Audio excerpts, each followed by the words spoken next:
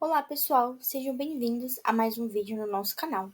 Nesse vídeo, iremos falar sobre o diagnóstico da resistência à insulina.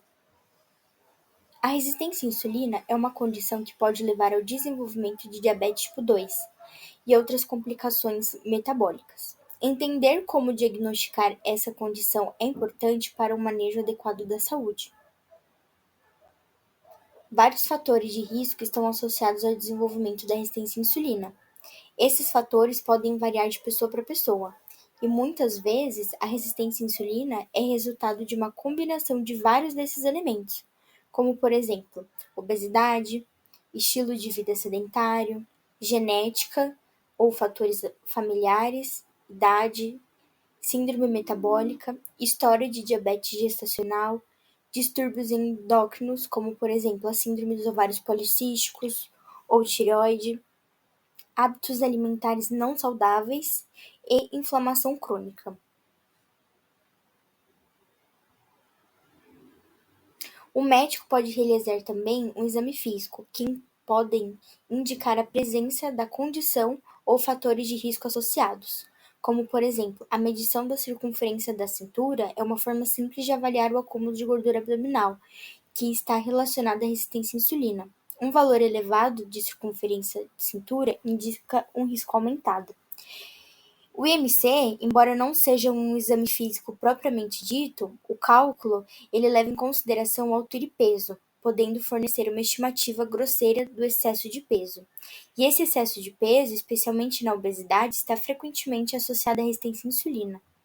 A acantose nigricans é uma condição em que a pele fica mais escura e espessa em certas áreas, como, por exemplo, pescoço, axilas e região da virilha.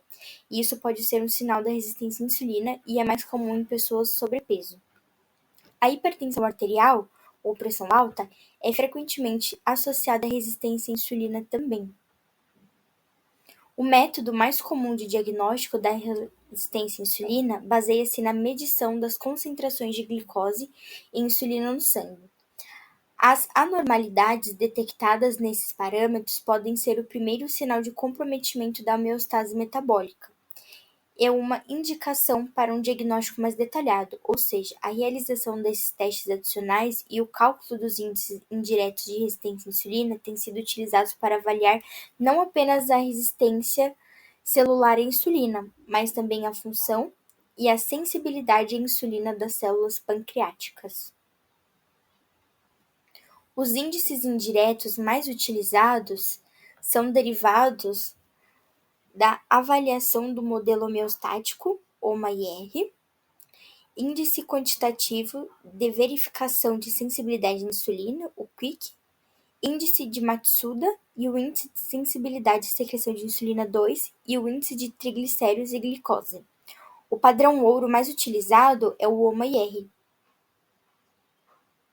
Um conjunto de fatores de risco cardiovasculares relacionados à obesidade visceral e à resistência insulínica define a síndrome metabólica, sendo estabelecida quando apresenta três ou mais dos seguintes componentes, como, por exemplo, intolerância à glicose, obesidade abdominal, triglicéridos, colesterol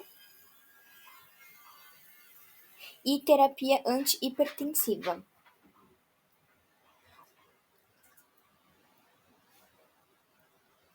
O índice de OMA é uma medida que aparece no resultado do exame de sangue que serve para avaliar a resistência à insulina.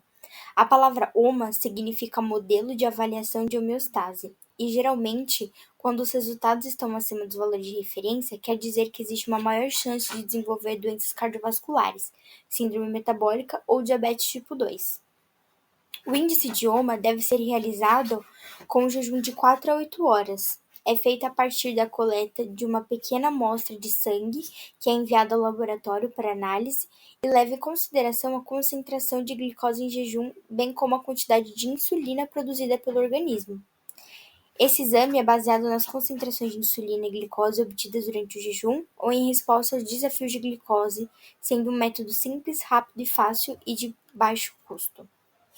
Quando os valores de OMR são superiores aos de referência, pode ser indicativo de resistência à insulina, mau funcionamento das células do pâncreas, risco aumentado de diabetes do tipo 2, risco aumentado de síndrome metabólica, diabetes descompensada e cetoacidose diabética.